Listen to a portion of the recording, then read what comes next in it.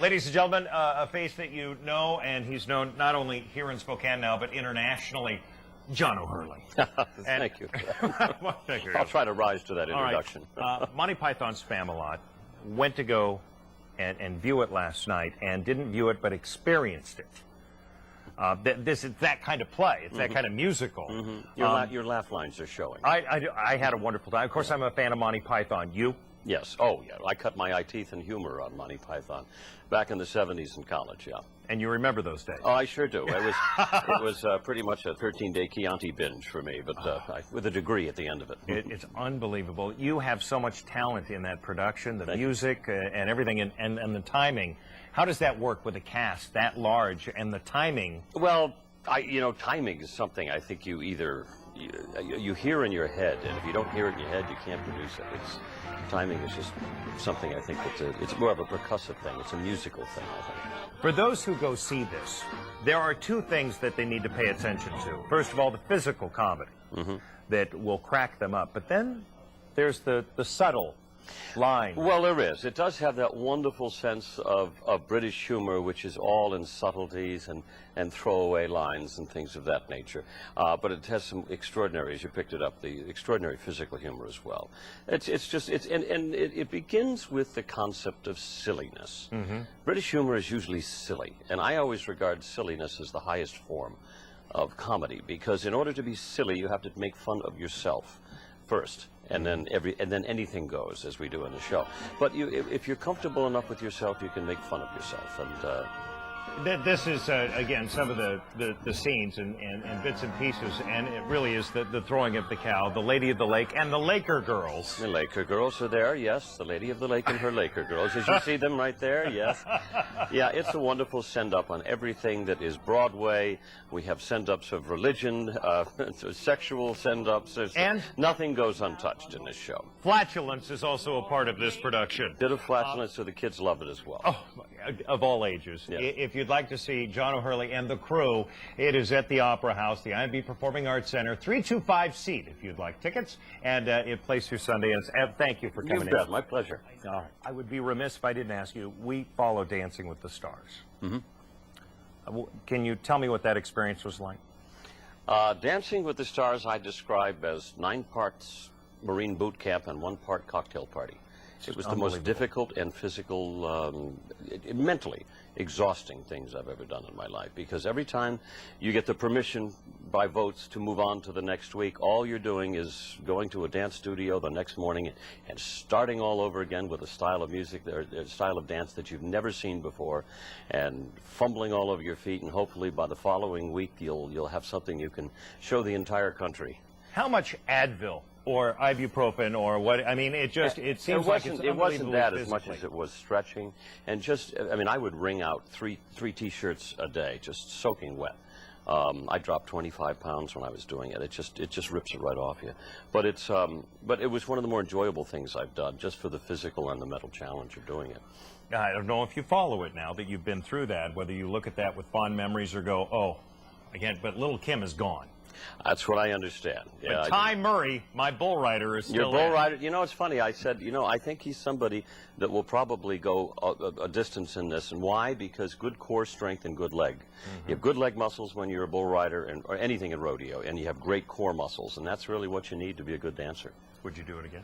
Would I do it again? Yes, I would. I'm just trying to find the time. I have not had a night off since 2005 when I did it, and so it'd be tough for me to try and find the time to do it. Now, we're going to do another little thing here. It's all about you, so this will be fun. You play King Arthur in Spamalot, which is a musical currently ongoing. It's slapstick, it's cerebral, it's everything. As I look through all the other stuff that you've done, you did that little snippet of a character that the character grew and grew and grew on Seinfeld. Peterson, right? Yeah, sure. You got to love that. It's got to be great.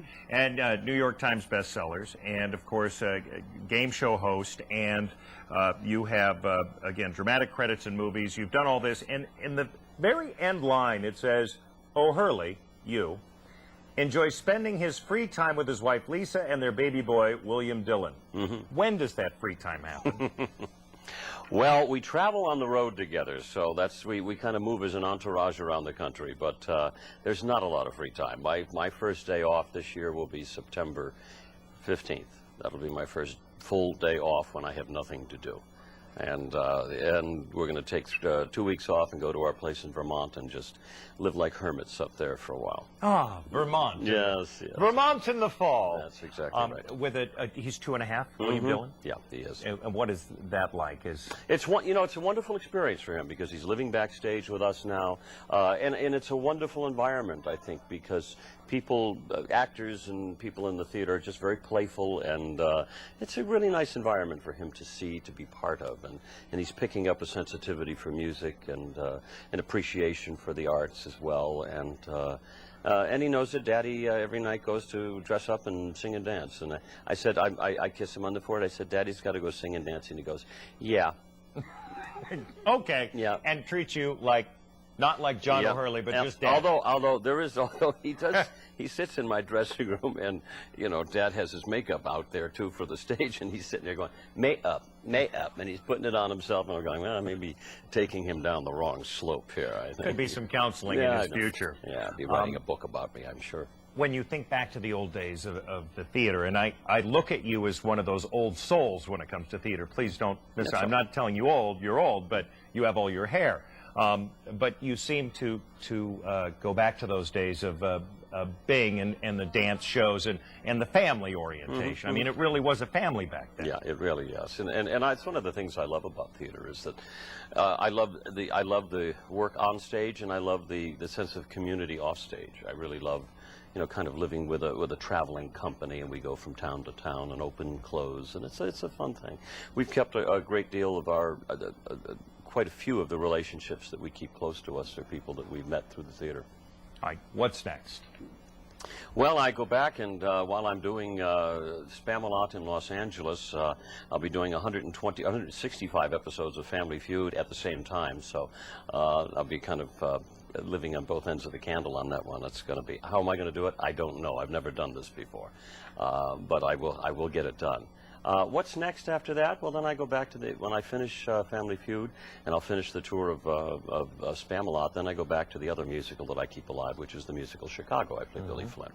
And so I'll do probably a couple of months of that, then may go back to Broadway with that in 2010 during the spring.